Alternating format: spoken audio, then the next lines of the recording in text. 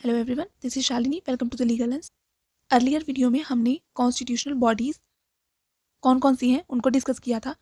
इस सीरीज़ में हम नॉन कॉन्स्टिट्यूशनल और स्टैचुरी बॉडीज़ को डिस्कस करेंगे और देखेंगे कि कौन कौन सी बॉडीज़ होती हैं जिन्हें हम स्टैचुरी बॉडी या नॉन कॉन्स्टिट्यूशनल बॉडी कहते हैं और इनका क्या फंक्शन होता है। सबसे पहले हम जानते हैं कि नॉन कॉन्स्टिट्यूशनल और स्टैचुरी बॉडीज़ क्या होता है, क्या इनका मतलब होता है। So, non-constitutional body or statutory body refers to an organization that is not explicitly mentioned in the Constitution, but is established through a law passed by the Parliament.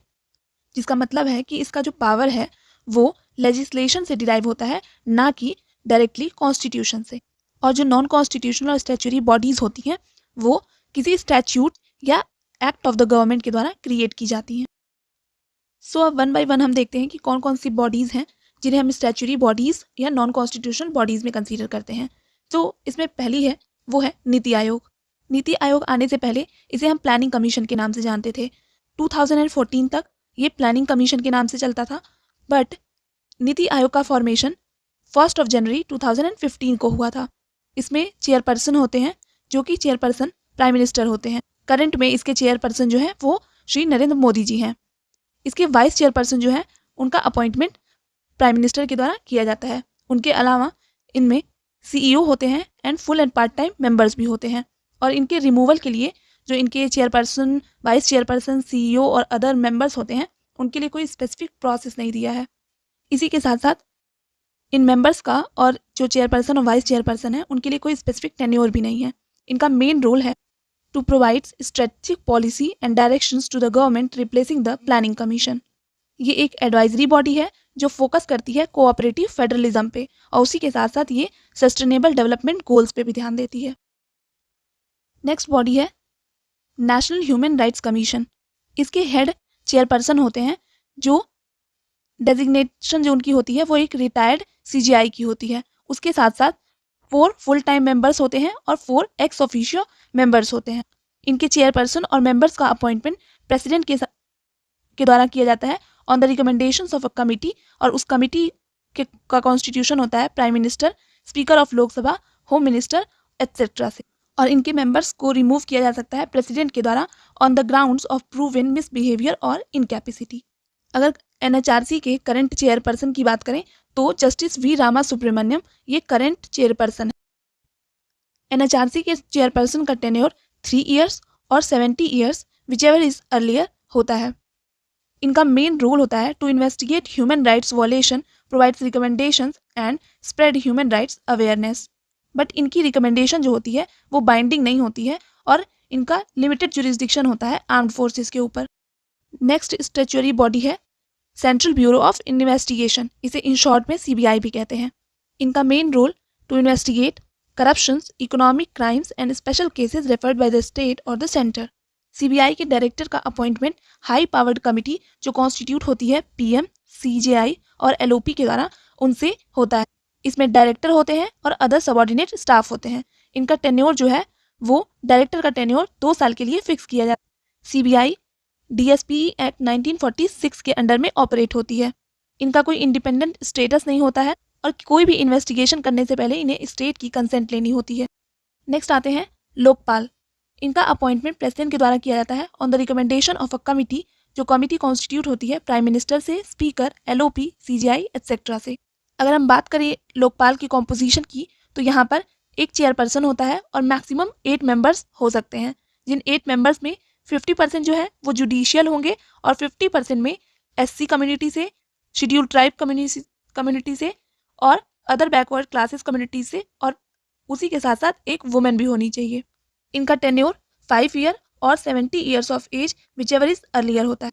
इनका मेन रोल होता है to investigate complaints of corruption against public servants and ministers including the PM. इसी के साथ साथ हम कुछ additional information भी समझ लेते हैं, जैसे कि जो फर्स्ट लोकपाल थे उनका अपॉइंटमेंट 2019 में हुआ था और फर्स्ट लोकपाल थे जस्टिस पिनाकी चंद्र घोष और करंट में है जस्टिस अजय मानिक राव खानविलकर। लोकपाल का रिकमेंडेशन जो होता है वो बाइंडिंग नहीं होता है। नेक्स्ट है लोकायुक्त। अगर हम बात करें उत्तर प्रदेश के लोकायुक्त, ये स्टेट वाइज अलग अलग होते हैं। तो उत्तर प्रदेश का हम ध्यान में रखते हैं कि जस्टिस संजय मिश्रा जो है वो उत्तर प्रदेश के लोकायुक्त हैं। इनका रोल लोकपाल की सिमिलर ही होता है, but functions at the state level to address corruption in state public officers. Lokayukta constitute होता है चेयरपर्सन से एंड अदर मेंबर्स से, जो स्टेट टू स्टेट वरी करते हैं। इनके चेयरपर्सन का अपॉइंटमेंट जो है वो गवर्नर के द्वारा किया जाता है और स्टेट गवर्नमेंट के द्वारा भी किया जा सकता है। और लोकायुक्त का स्ट्रक्चर और जुरिस्डिक्शन भी स्टेट टू स्टेट वरी करता है। अब बात करते हैं नेशनल ग्रीन ट्रिब्यूनल की। ये एक जुडिशियल बॉडी है जो एडजुडिकेट करती है on environmental disputes under the NGT act 2010। ये कॉन्स्टिट्यूट होती है chairperson, judicial members and expert member से, जिसके चेयरपर्सन का अपॉइंटमेंट जो है वो सेंट्रल गवर्नमेंट द्वारा किया जाता है in the consultation with the chief justice of India. और इनका टेन्योर 5 ईयर्स का होता है। ये रीअपॉइंटमेंट के लिए एलिजिबल नहीं होते हैं। एनजीटी के करंट चेयरपर्सन हैं जस्टिस प्रकाश श्रीवास्तव। इसी के साथ साथ इनका ये भी काम होता है कि ये इंश्योर करते हैं environmental protection and sustenance development. और एनजीटी का डिसीजन जो होता है वो बाइंडिंग होता है अथॉरिटीज। नेक्स्ट बॉडी है नेशनल कमीशन फॉर वुमेन। इनका मेन रोल होता है to protect and promotes women rights and handles gender related issues. ये कॉन्स्टिट्यूट होती है चेयरपर्सन से एंड अदर 5 मेंबर्स होते हैं, जिनमें से जो एक है वो एससी और एसटी बैकग्राउंड से जरूर होने चाहिए। इसके चेयरपर्सन और मेंबर्स का अपॉइंटमेंट सेंट्रल गवर्नमेंट के द्वारा किया जाता है।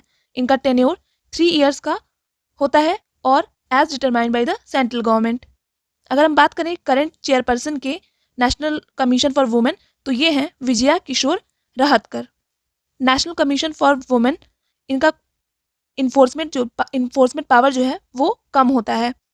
ये सिर्फ रिकमेंड कर सकते हैं एक्शंस को। नेक्स्ट बॉडी है national commission for protection of child rights. इनका मेन काम होता है to protect rights of children and ensures compliance with the child related laws. इनका कॉम्पोजिशन होता है एक चेयरपर्सन होते हैं एंड अदर 6 मेंबर्स होते हैं, जिनमें एटलीस्ट 2 जो है वो वुमेन होनी चाहिए। इनका अपॉइंटमेंट सेंट्रल गवर्नमेंट के द्वारा किया जाता है। और अगर बात करें हम इनके टेन्योर की, तो वो 3 ईयर्स और 65 year of age which is earlier. National commission for protection of child rights, इसके chairperson current chairperson Priyank Kanungo हैं, जो अपनी रिपोर्ट डायरेक्टली सेंट्रल गवर्नमेंट को रेफर करते हैं या सेंट्रल गवर्नमेंट के सामने प्रेजेंट करते हैं। And they can inspect institutions and recommend reforms. Next body है reserve bank of India. In short इसे आरबीआई कहते हैं।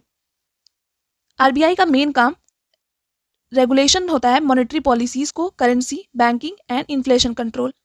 इसमें गवर्नर होते हैं, 4 डेप्यूटी गवर्नर्स होते हैं एंड इनके सेंट्रल बोर्ड ऑफ डायरेक्टर्स होते हैं, जिनमें गवर्नर और डेप्यूटी गवर्नर्स का अपॉइंटमेंट सेंट्रल गवर्नमेंट के द्वारा किया जाता है।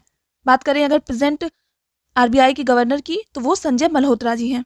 गवर्नर का टेन्योर 3 साल का होता है, बट ये एक्सटेंडेबल भी है। ये आरबीआई एक्ट 1934 के अंडर में फंक्शंस को परफॉर्म करते हैं और इनका मेन रोल होता है to ensure financial stability in the country. अब हम क्विकली देख लेते हैं कि कौन कौन सी अदर बॉडीज हैं जो स्टैच्यूटरी बॉडीज हैं। Like securities and exchange board of India, in short SEBI जिसे हम कहते हैं, वो भी एक स्टैच्यूटरी बॉडी है। Central information commission that is CIC, ये भी एक स्टैच्यूटरी बॉडी है। स्टेट इंफॉर्मेशन कमीशन एसआईसीज, ये भी स्टैच्यूटरी बॉडी है। Central vigilance commission CVC, insurance regulatory and development authority of India, in short IRDAI। Next competition commission of India that is CI, और last है food safety and standards authority of India, ये भी एक statutory body. So this was all about non constitutional और statutory body. I just hope you will like the session. If you like the session, do share with your friends. If you have any suggestion, let me know in the comment section. I will definitely work upon that. तब तक के लिए keep preparing, keep shining, keep learning. All the best. Thank you.